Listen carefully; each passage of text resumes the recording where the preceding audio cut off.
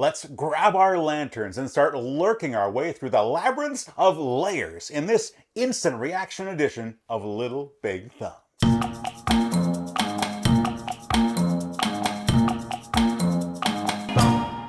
Welcome to Little Big Thumbs, a channel that's all about finding the games that are equally fun for little players and big players. My name's Milo. My name's JP, and we have just finished playing through the intro scenario to Lairs. This is the newest game from Kids Table Board Gaming. It's for exactly 2 players, and it takes maybe 30 to 45 minutes to play. Yeah, over the next few minutes, we're going to be giving a quick overview of the game, as well as sharing our instant reactions to this game, having just finished playing. Right, and it's worth noting that all of the components that you're going to see in this video are all prototype components from a review copy that was sent our way by the folks at KTBG. So although everything does look pretty great, it is not what you're probably going to see in the final production copy of the game.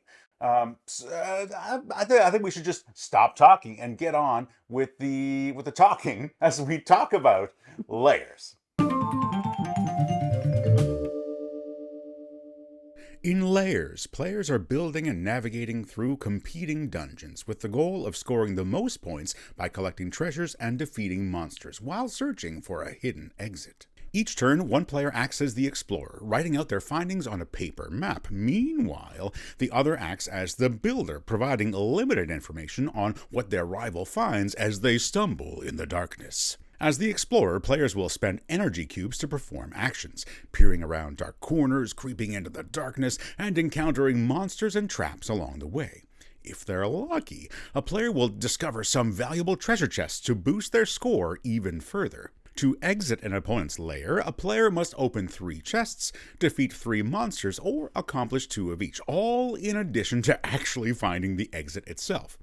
Exiting a lair doesn't guarantee victory, but it does provide some extra points for the end of the game. The combined score of collected treasure, defeated monsters, and that exit bonus makes up our scores in the introductory game, but exciting mysteries will bring additional twists and turns in future games. The winner earns admission into the Adventurers Guild, and the other must pick up the pieces of their defeated dungeon to build an even more diabolically monstrous game for the next game of Lairs.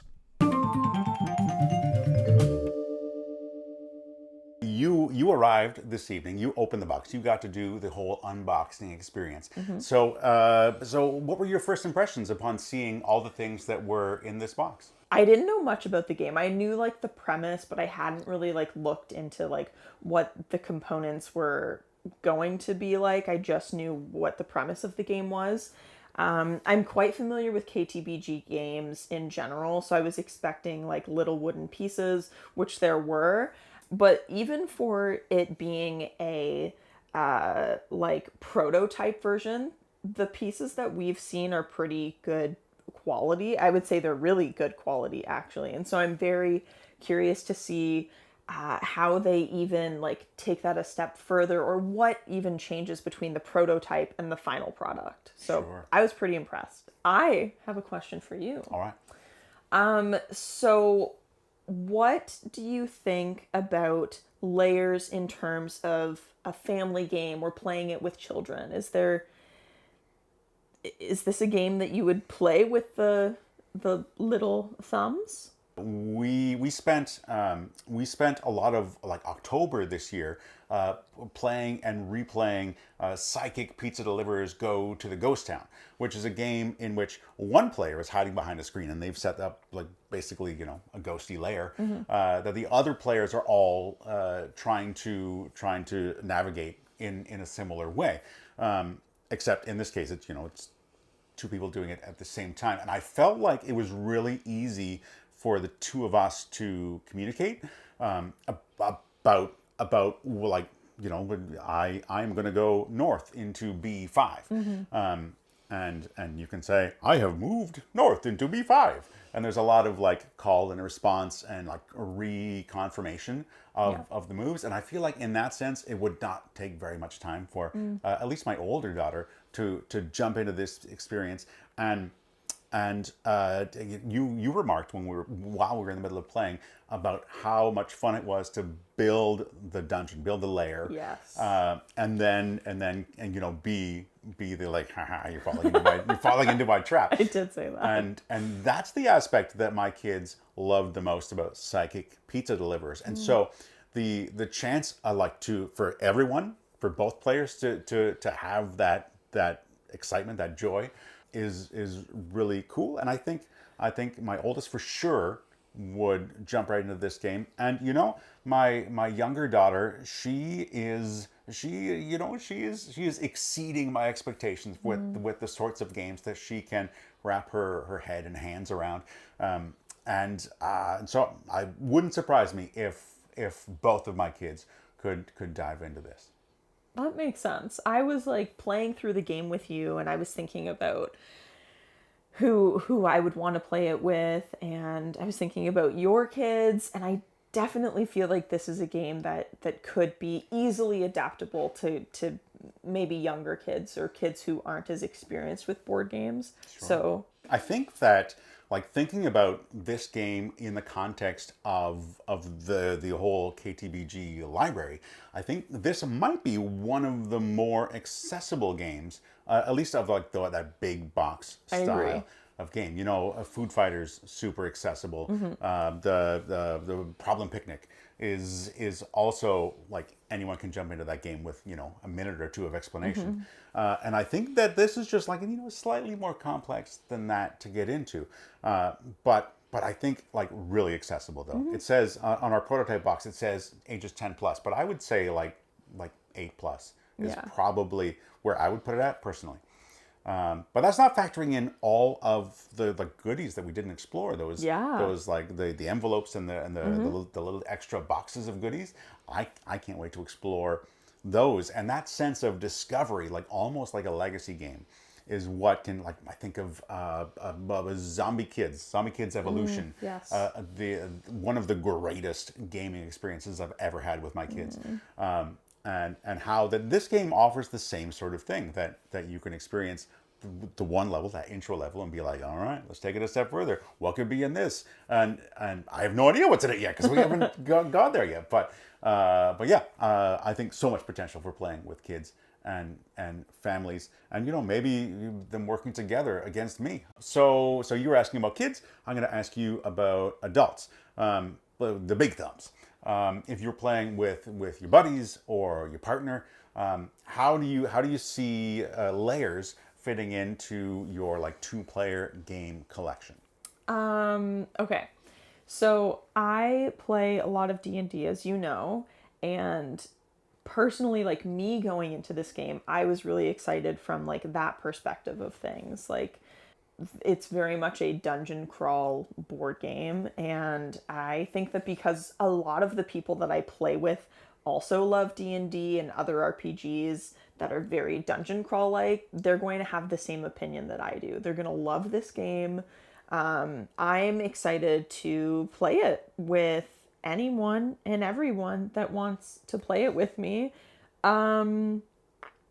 because it was so great. I'm I'm being so genuine right now. A little bit of a backstory. I'm in school right now. I'm very, very busy, and playing this game, I was not fatigued at all. I didn't have school on my mind. I was focused on the game, and I was having a great time. And I think that others' experiences is going to be quite similar to mine, because it's a really, really great game. So I think that adults are going to be just as excited as I am. What was the most surprising thing about what we experienced this evening? I think I was surprised and impressed with how the iconography on the little sideboard, as well as the dividers, was so straightforward, so intuitive. Mm-hmm. You were reading the rules and explaining things to me, and I was just able to follow along and sort of jump ahead and be like, oh, okay, yeah, that makes sense. It was just, it was great. I mean, I don't want to say we didn't need to read the rule book, because we probably did, but The board was great. Like, I didn't feel like we needed to reflect back on the rules after having read them the first time. Everything was there. It was super clear. So that was great. Agreed, 100%. What was your favorite part of Lairs? Favorite part of Lairs? It's hard to pick. I don't know. It's so hard to pick one thing.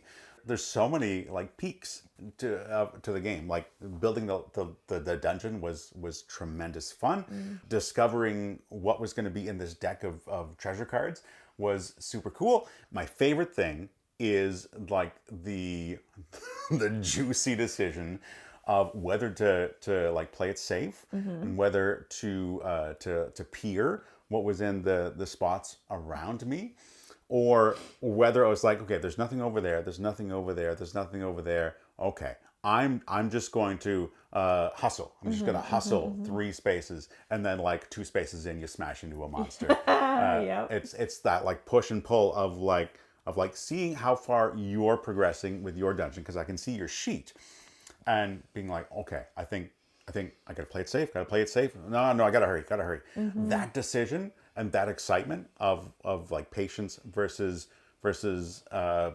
greed, I guess I can call it. That's probably my favorite thing of the game. Yeah. In those instances, it kind of felt a little bit like press your luck. So I really enjoyed that. Awesome. Very good.